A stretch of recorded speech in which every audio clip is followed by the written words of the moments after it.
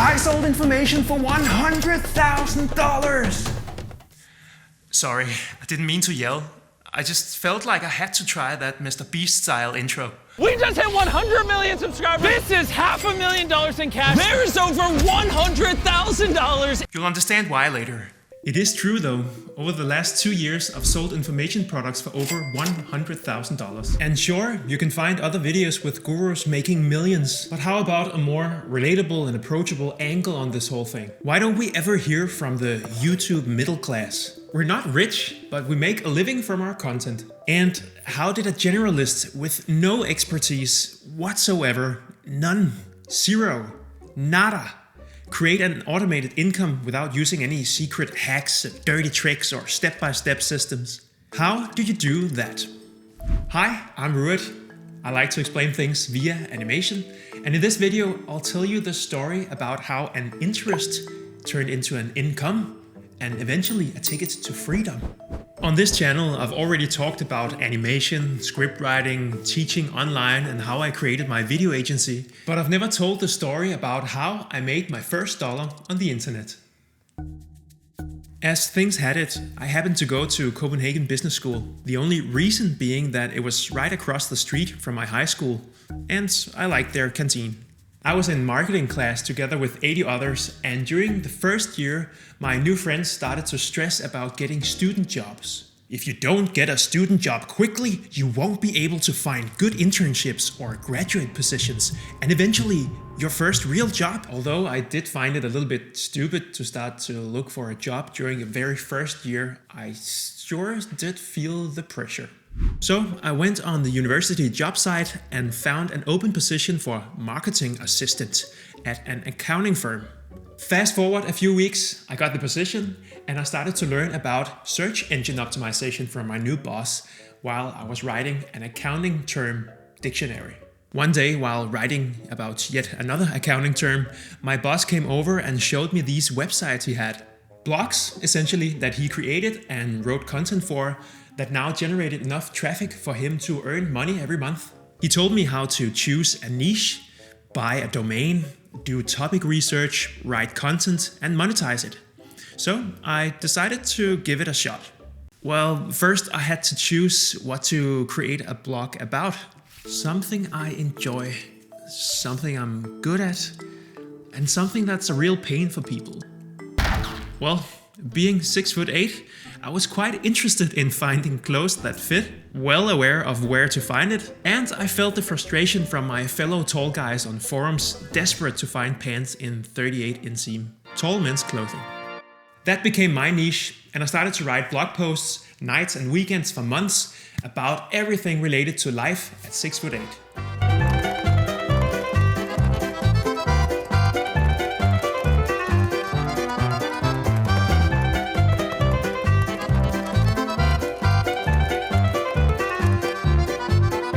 One day at work, I asked my boss if he'd mind taking a look at my blog.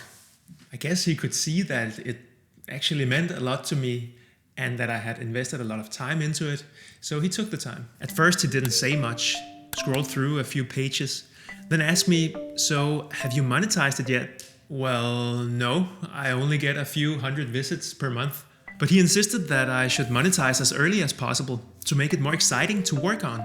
So I signed up for my first affiliate program and swapped some of the normal links with tracking links that told the clothing stores when any purchases came from my blog. And one day, it happened.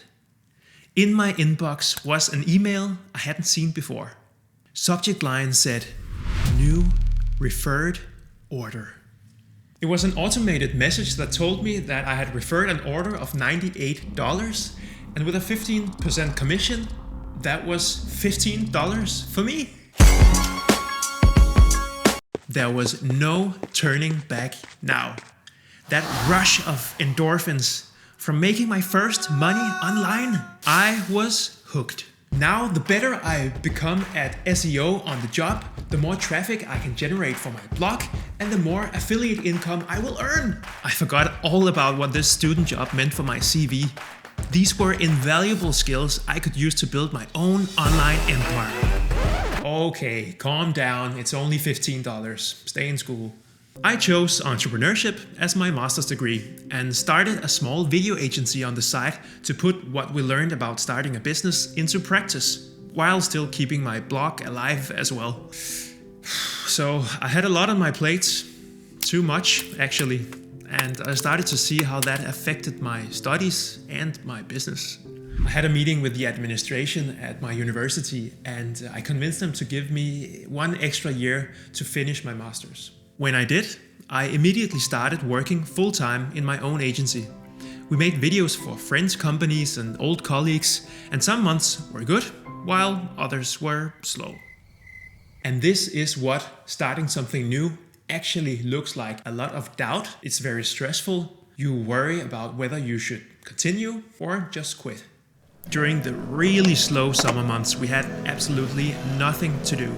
So we somehow got the idea for a video course on how to use our main animation tool, Beyond, to make professional explainer videos. Since we had 0 client projects, we had a lot of time on our hands. So we shot and edited the whole thing over a couple of weeks and put it on Skillshare and Udemy. By the way, if you want to hear the story about why I stopped using these platforms, I'll link to that video at the end of this one. Some students loved our course, others hated it. Most importantly, we got a lot of feedback on what was good and what was bad. And we started to make money from the course. Just a few dollars a month to start off with, but still. And as I was getting pretty tired of writing about shirts with extra sleeve length and shoes in larger sizes, I saw a new opportunity for online business: teaching. What also started nagging me more than large shoes and long shirts was difficult clients in the explainer agency. I was just not good at handling feedback because I always believed my scripts and visual ideas were the best. And when they then decided to overrule my ideas and suggestions, essentially what they paid me to do, that feeling of deep frustration just washed through every cell in my body. I wanted to break free, get away from client work and from the agency, but I couldn't because I wasn't making enough from the blog and the course. So I put the agency on hold and took a job. Then another one. And after 2.5 years of working for someone else, I just knew in my heart that wasn't for me. I simply couldn't do it anymore. Okay, important life moment. I looked at my Google Sheets where I added up every dollar made online every month from all sources. On average, my monthly income from my course and blog was about $1,000. Not enough to pay for food, rent, life here in Copenhagen. So if I quit now, I would have to start using my savings and not pay myself a salary for I don't know how long. So I still did it. I quit.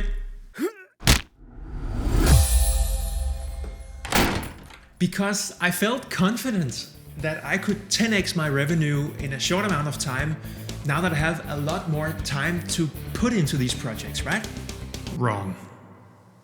I actually got a pretty good start because a global pandemic forced everyone to start learning online, so the traffic to my courses and my YouTube channel grew a lot in the beginning. And online shopping became the only way to shop tall men's clothing, so the blog broke records month after month. But after a while, the growth started flattening, and I still wasn't making enough to pay myself any salary. So I did what seemed logical: freelancing.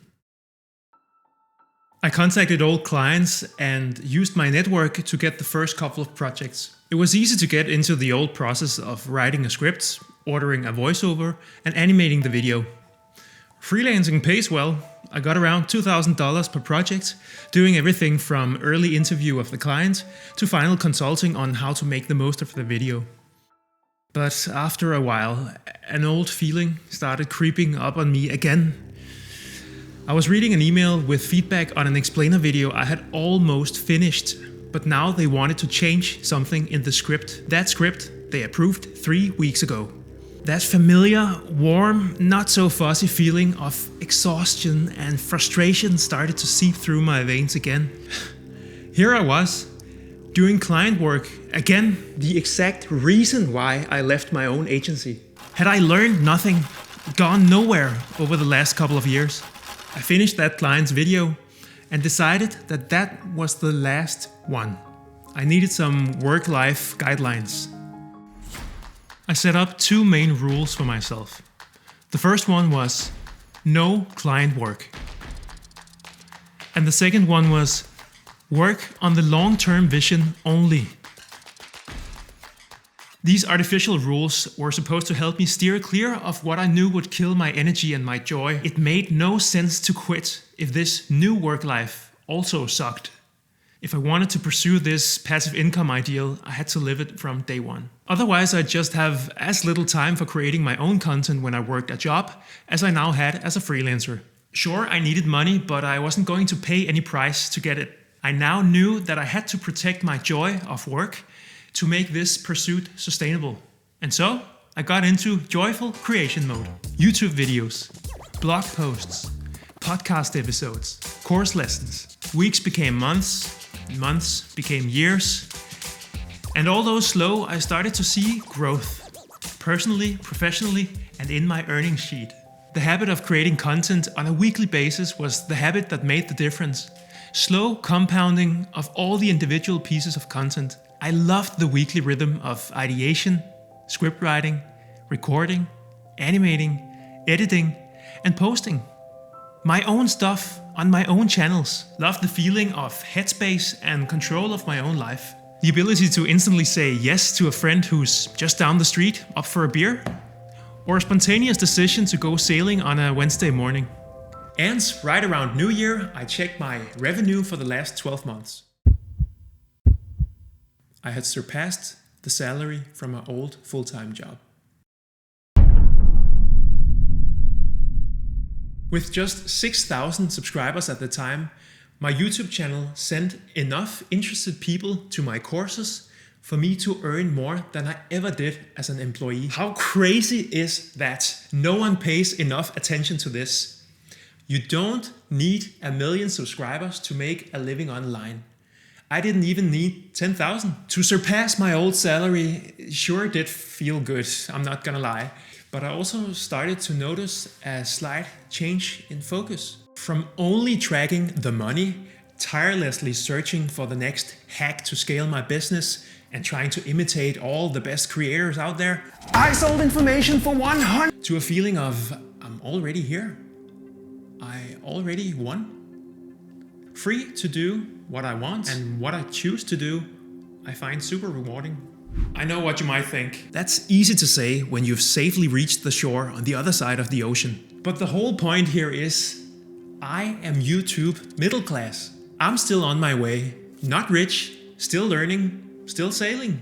The goal of sailing isn't to arrive. And the goal of passive income isn't to throw up your feet and do nothing when you reach some monetary goal. No, it is to design a work life you love while doing something that helps other people. That is rewarding both for you and for your bank account. And you win way earlier than you think if you set a lower bar for when you make enough. Not to buy a private jet, but to live. My enough number was around $4,000 per month. Enough for me to live comfortably in an expensive city like Copenhagen. And enough to enjoy this amazing work life of building a company of one. What's up, YouTube? Try to tune out all the slick gurus selling get-rich-quick courses. I've fallen victim to some myself, and every time I've used some secret hack that didn't align with my own ethical standards, I've ended up with a feeling of embarrassment, then deleted the content. If you want to sell $100,000 worth of information on the internet, do it in a way that you enjoy and that you can sustain for years. Do it in a way that helps other people, and do it with the aim of making enough to keep going. Screaming at the camera might work for MrBeast because that's him, but we all have to find our own style as creators. The more aligned that style is with your true self, the more enjoyable the journey is going to be. I skipped pretty quickly over the years of running my own animation agency, a quite defining period of time. In this video right here, I tell you the story of how to go from freelancer to agency owner, and I share some of the key learnings I used to make it a 6-figure business.